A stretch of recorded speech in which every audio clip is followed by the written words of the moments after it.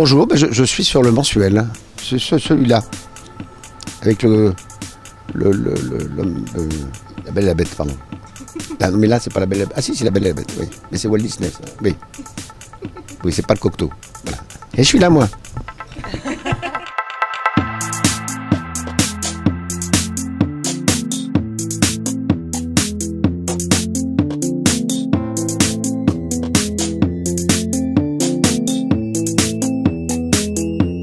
Quand on me propose une pièce, soit je dis que c'est d'accord, soit je dis non parce que ça m'intéresse pas, etc.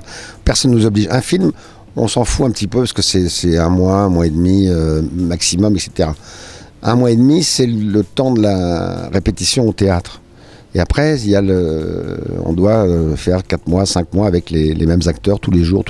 Donc quand on choisit une pièce, c'est on pense que c'est ce qu'il y a de mieux. On va pas faire pour faire plaisir à qui que ce soit. On va vivre avec, voilà, et on va vivre avec le rôle et on va vivre avec les autres, etc. Là, le fait que ce soit Muriel, je savais que ça allait être de qualité. Le fait que ce soit Ladislas Chola qui mette en scène, je savais que ça allait être une pièce de qualité. Après, bon, j'ai mon imaginaire qui est pas du tout le même que Ladislas. Donc moi, je me suis imaginé autre chose, mais voilà, pour moi, je suis sûr que ça va être un succès. Mais voilà, est-ce que qui va être élu à la présidence de la République? Si c'est Le Pen, je suis pas sûr de rester en France. Donc voilà, Alors Momo, c'est l'histoire d'un couple qui n'a pas d'enfant. Voilà. Oui, ça. Donc on n'a pas d'enfant dans la pièce. Non, mais il y a quand même un môme qui débarque chez nous. Voilà, vas-y.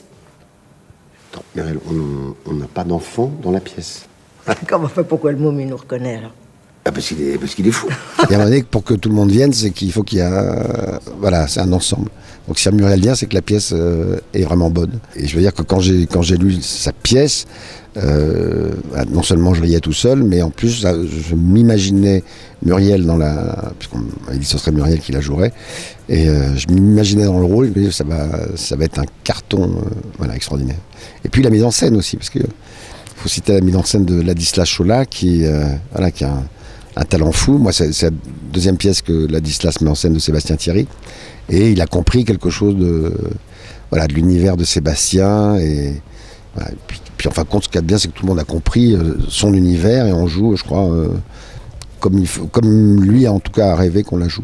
Alors il y a des moments où ça dérape un peu parce qu'on part en fou rire, parce que bon voilà, Muriel elle est habituée au One Woman Show, donc voilà, elle a quelquefois des faces publiques qui sont assez déconcertantes pour le comédien que je suis, le théâtre, mais qui est une façon de jouer formidable que j'adore. Non, moi je pense que Momo, c'est l'histoire d'une mère. Attends, Muriel, d'habitude ce sont les parents qui reconnaissent les enfants, c'est pas l'inverse. Oui, mais là t'étais un peu... on me l'avait dit, François, là, vraiment bonjour les œillères. Bah oui, enfin c'est ça ce qui est drôle, enfin.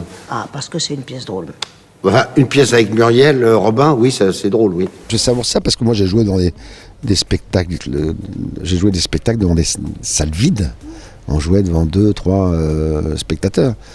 Donc je sais ce que c'est déjà le fait de jouer dans un succès, c'est assez exceptionnel en soi. C'est rare les succès. Vous savez, il y a je parle même de théâtre à Paris. Si vous avez il y a 3 spectacles par an qui sont des cartons. Le reste ça vivote quoi. Mais quand on fait un carton, là on fait un carton. Donc c'est vrai que quand on a une tête d'affiche comme Muriel Robin, on sait que ce sera plein. On le savait dès le début, parce que avant qu'on le joue, la location était très très haute. Donc même si on ne savait pas si ça allait être bien ou pas, les gens faisaient confiance à Muriel. C'est l'histoire d'un auteur qui kidnappe François Berléand pour qu'il lise sa pièce. Voilà, pour qu'il lise sa pièce. En fait, ça pose la question de l'auteur. Voilà, c'est une comédie. Oui, c'est une comédie. Ça pose la question d'humour. Bref, François Berléand est enfermé dans une pièce sans porte ni fenêtre. Il n'y a pas de fenêtre. Ça pose la question des fenêtres. Quelle fenêtre? La fenêtre de l'âme, la fenêtre de l'esprit. Au fond, qu'est-ce qu'une fenêtre? Bon, venez voir, moi et François, mais c'est une pièce sur les fenêtres. Voilà, allez, hop. J'avais eu, oui, parce que j'avais eu Pierre Arditi, moi et Arditi. Et donc après, bon, j'ai vu Momo et Berléand, j'ai fait, ouais, puis pourquoi pas Momo et Lucchini, donc il va, bon. Mais il y avait une très grosse boîte de chocolat. Et moi, je ne suis pas phobique du tout des chocolats, donc voilà. Et c'était un très grand chocolatier, donc voilà. Et donc j'étais obligé de lire. Voilà. Donc j'ai lu la pièce que j'ai trouvée absolument extraordinaire, irrésistible et surtout intellectuellement très brillante. Et j'ai dit ça je l'ai fait. Donc je l'ai appelé, je lui ai dit écoutez, voilà, je vous remercie pour vos chocolats. Il me dit comment vous avez trouvé? Et ben j'ai dit ça, je vous le dirai quand j'aurai une deuxième boîte. Et là il a fait bon d'accord, donnez-moi votre avis. Non, je rigole. Bon, et puis on a parlé, etc. Et ça a été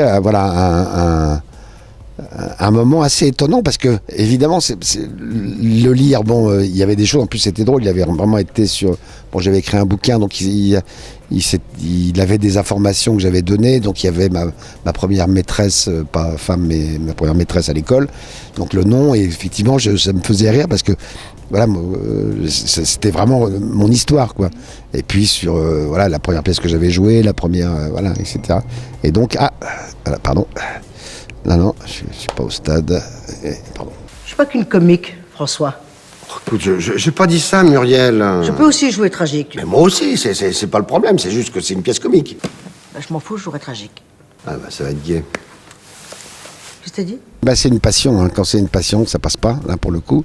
Celle-là, en tout cas, il y a des passions qui passent, mais celle-là, elle passe pas, c'est ma vie, quoi. Je me rends compte comme c'est ce qui prime chez moi. J'ai mes enfants, etc., mais c'est mon métier c'est le métier que j'ai choisi. Mes enfants, je les ai pas choisis. Enfin, j'en ai voulu, mais j'ai pas voulu eux spécialement. J'ai fait comme j'ai pu, etc. Mais voilà, juste comme je m'étais. Mais je les ai pas fantasmés comme ça, etc. On se dit pas, tiens, j'aurais voulu être un qui soit gérontologue. Il y en a pas un qui est gérontologue, l'autre président de la République, et rien du tout. Donc voilà. Donc non, voilà, j'ai choisi ce métier-là et c'est un bonheur, quoi. Et puis il y a peut-être une angoisse de la mort qui fait que, voilà, on vit plein de vies et que, voilà, c'est ce que je voulais, enfin qu'on vive plein de vies. Voilà, et que si vous savez, il y a on pense qu'il y a 7 vies, 8 vies, je sais pas quoi, enfin peu importe, voilà. Moi j'en ai une centaine, donc voilà, c'est formidable, non? Tiens, il y a ce pigeon qui revient. Le pigeon! C'est une phobie. Alors je vous explique pourquoi. Parce que j'avais vu les oiseaux, oui, d'Hitchcock, à la sortie. Donc j'avais, 8-9 ans, et avec mes parents qui étaient complètement malades, on sort des Champs-Élysées. Et là, il y a un pigeon qui me... Et j'étais, mais depuis, c'est une tannée, quoi. J'ai peur.